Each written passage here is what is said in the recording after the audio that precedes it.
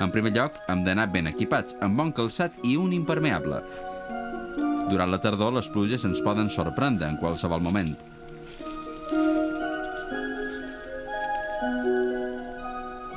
És recomanable dur telèfon mòbil, avisar amics i familiars de la nostra sortida i també dur mapes de la zona o GPS.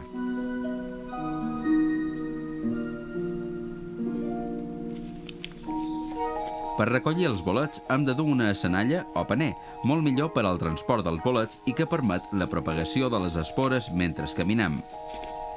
A les bosses de plàstic els bolets es trenquen i fermenten més ràpidament.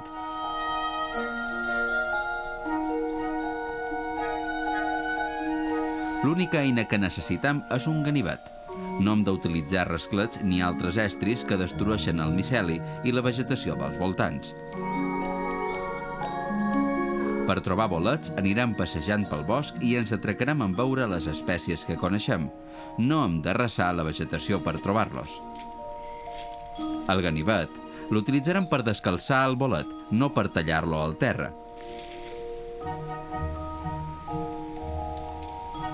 Els agafarem sencers, sense remoure el seu entorn. Només el tallarem una vegada collit quan el netejam i preparam per cuinar.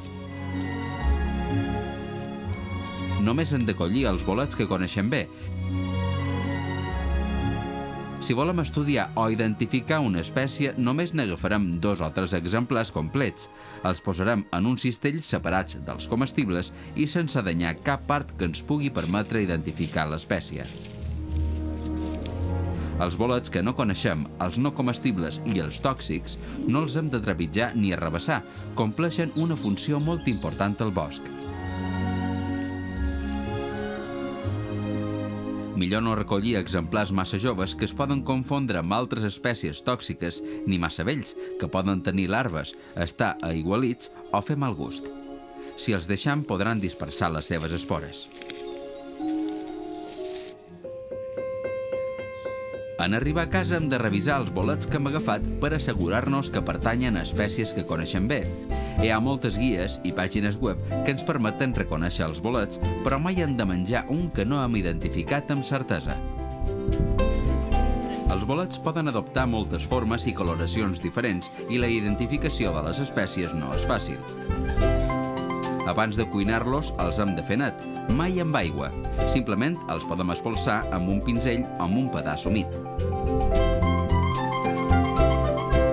No hi ha cap regla general per diferenciar els bolets comestibles, fins i tot alguns de bon aspecte i bon olor, sabor i color poden ser tòxics.